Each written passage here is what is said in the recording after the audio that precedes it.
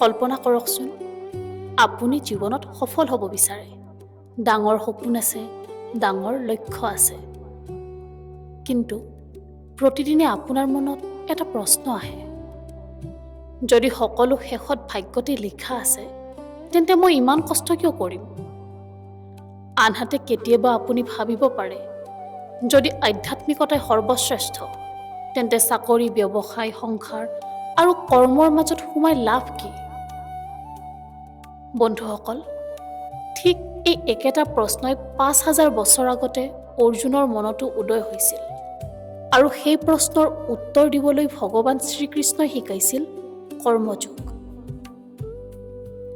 এনেকুৱা এক জীৱন দৰ্শন যিয়ে এজন সাধাৰণ মানুহক অসাধাৰণ কৰি তুলিব পাৰে। নমস্কাৰ বন্ধুসকল, নমামি প্ৰডাকশ্যনৰ গীতা জ্ঞান শৃংখলাৰ ৩য় খণ্ডলৈ আপোনালোকক স্বাগতম জনাইছোঁ।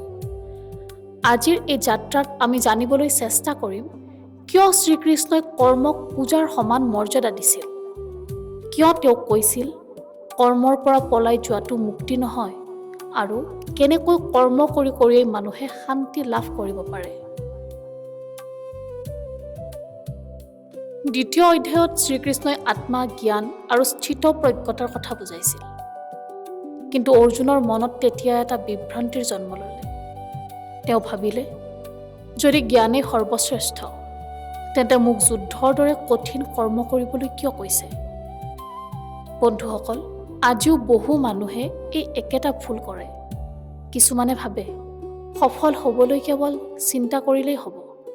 কিছুমানে ভাবে ধ্যান কৰিলেই জীৱন সলনি হ'ব। কিন্তু শ্ৰীকৃষ্ণৰ উত্তৰ আছিল স্পষ্ট। তেওঁ কৈছিল, এই পৃথিৱীত কোনো মানুহেই এক মুহূৰ্তৰ বাবেও কৰ্ম নকৰাকৈ থাকিব নোৱাৰে। ভাবি চাওক, আপুনি বহি আছে, তথাপিও আপোনাৰ হৃদয় ধপধপাই আছে। শ্বাস-প্ৰশ্বাস চলি আছে, মগজুৱে চিন্তা কৰি আছে। অৰ্থাৎ জীৱন মানে গতি, জীৱন মানে কৰ্ম। ইয়াৰ পিছত শ্ৰীকৃষ্ণই এটা গভীৰ সত্য বুজাই দিলে। তেওঁ কৈছিল, কৰ্ম এৰিব নোৱাৰি, কিন্তু কৰ্মৰ ফলৰ প্ৰতি আসক্তি এৰিব পাৰি। এইখিনিতেই লুকাই আছে কৰ্মযোগৰ মহাৰহস্য। ভাবি চাওক, এজন কৃষকে বীজ ৰোপণ কৰে, মাটি চহায়, পানী দিয়ে, কিন্তু বৰষুণ হ'ব নে নহ'ব সেইটো তেওঁৰ হাতত নাই। তেওঁৰ হাতত কি আছে? কৰ্ম, চেষ্টাৰ অধিকাৰ, দায়িত্ব। ঠিক তেনেকৈ আপুনি পৰীক্ষাৰ বাবে পঢ়িব পাৰে, ব্যৱসায়ৰ বাবে কঠোৰ পৰিশ্ৰম কৰিব পাৰে, ভিডিঅ' বনাব পাৰে। কিন্তু ফলাফল, সেইটো সদায় আপোনাৰ নিয়ন্ত্ৰণত নাথাকে।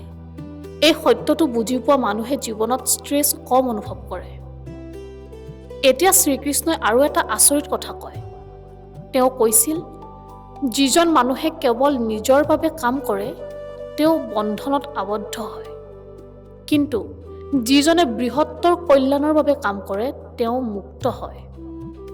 আজিৰ ভাষাত ক'লে, চেলফিছ ছাকচেছ আৰু পাৰ্পাছফুল ছাকচেছৰ মাজত পাৰ্থক্য আছে। ভাবি চাওক, এজন চিকিৎসকে কেৱল টকাৰ বাবে চিকিৎসা কৰে, আৰু আনজন চিকিৎসকে মানুহৰ জীৱন বচাবলৈ চিকিৎসা কৰে। দুয়োজনে একেই কাম কৰিছে, কিন্তু মানসিক শান্তি সেইটো একে নহয়। সেইবাবেই শ্ৰীকৃষ্ণই কৰ্মক যজ্ঞৰ সৈতে তুলনা কৰিছিল, অৰ্থাৎ নিজতকৈ ডাঙৰ উদ্দেশ্যৰ বাবে কৰা কৰ্ম। বন্ধুসকল, গীতাৰ ৩য় অধ্যায়ৰ আটাইতকৈ শক্তিশালী শিক্ষাবোৰৰ এটা হৈছে লিডাৰশ্বিপ বাই এক্সাম্পল। শ্ৰীকৃষ্ণই কৈছিল, মহান মানুহে যি কৰে, সাধাৰণ মানুহে তাকেই অনুসৰণ কৰে। ভাবি চাওক, এজন পিতৃ যদি মিছা কয়, সন্তানেও মিছা ক'ব শিকে। এজন শিক্ষক যদি অলস হয়, ছাত্ৰসকলেও অলস হয়। এজন নেতা যদি দুৰ্নীতিগ্ৰস্ত হয়, সমাজো দূষিত হয়। অৰ্থাৎ আপুনি কেৱল নিজৰ বাবে জীয়াই থকা নাই, আপোনাৰ জীৱনটো আনৰ বাবেও এটা উদাহৰণ। এই শিক্ষাটো আজিৰ ছ'চিয়েল মিডিয়া যুগত আৰু বেছি গুৰুত্বপূৰ্ণ। কাৰণ হাজাৰ মানুহে আপোনাক চাই আছে। তাৰ পিছত শ্ৰীকৃষ্ণই মানুহৰ আটাইতকৈ ডাঙৰ শত্ৰুৰ কথা কৈছিল। অৰ্জুনে সুধিলে, মানুহে ভুল বুলি জানিও ভুল কাম কিয় কৰে? এই প্ৰশ্নটো আজিও প্ৰাসংগিক। আমি জানো খং বেয়া, লোভ বেয়া, আসক্তি বেয়া, তথাপিও আমি সেইবোৰ কৰোঁ। কিয়? শ্ৰীকৃষ্ণই উত্তৰ দিলে, কাম আৰু ক্ৰোধ অৰ্থাৎ অসংযত ইচ্ছা, আৰু সেই ইচ্ছা পূৰণ নহ'লে জন্ম লোৱা খং। বন্ধুসকল, এটা মুহূৰ্তৰ খঙে বহু বছৰীয়া সম্পৰ্ক ধ্বংস কৰিব পাৰে। এটা অসংযত ইচ্ছাই এটা সফল জীৱন ধ্বংস কৰিব পাৰে। সেইবাবেই শ্ৰীকৃষ্ণই কৈছিল, প্ৰথমে নিজৰ মনটোক নিয়ন্ত্ৰণ কৰক, তাৰ পিছত পৃথিৱীখন জয় কৰাৰ কথা ভাবিব। হয়তো আজিৰ যুৱ প্ৰজন্মৰ আটাইতকৈ ডাঙৰ সমস্যাটো অলসতা নহয়, সমস্যাটো হৈছে উদ্দেশ্যৰ অভাৱ। গীতাই আমাক কয়, কৰ্ম কৰক কিন্তু উদ্দেশ্যসহ, পৰিশ্ৰম কৰক কিন্তু ফলাফলৰ ভয়ত নহয়, সফলতাৰ পিছত দৌৰক কিন্তু নিজৰ আত্মাক হেৰুৱাই নহয়। কাৰণ কৰ্ম এৰিলে জীৱন থমকি যায়, কিন্তু কৰ্মযোগে জীৱনক অৰ্থ দিয়ে। হয়তো জীৱনৰ অৰ্থ সুখ বিচৰাত নহয়, জীৱনৰ অৰ্থ নিজৰ কৰ্তব্য পালন কৰাত। হয়তো শান্তি কাম এৰি পলায়ন কৰাত নহয়, শান্তি নিজৰ কামটো পূৰ্ণ হৃদয়েৰে কৰাত। হয়তো মুক্তি পৃথিৱী এৰি দিয়াত নহয়, মুক্তি হৈছে পৃথিৱীৰ মাজতেই থাকি নিস্বাৰ্থভাৱে কৰ্ম কৰিব পৰা। সেইবাবেই শ্ৰীকৃষ্ণই অৰ্জুনক যুদ্ধক্ষেত্ৰ এৰিবলৈ কোৱা নাছিল, বৰং নিজৰ কৰ্তব্য পালন কৰিবলৈ কৈছিল। কাৰণ যিজনে নিজৰ কৰ্তব্যৰ পৰা পলাই যায়, তেওঁ নিজকে হেৰুৱায়। আৰু যিজনে নিজৰ কৰ্তব্যক পূজাৰ দৰে পালন কৰে, তেওঁ জীৱনৰ সঁচা অৰ্থ বিচাৰি পায়।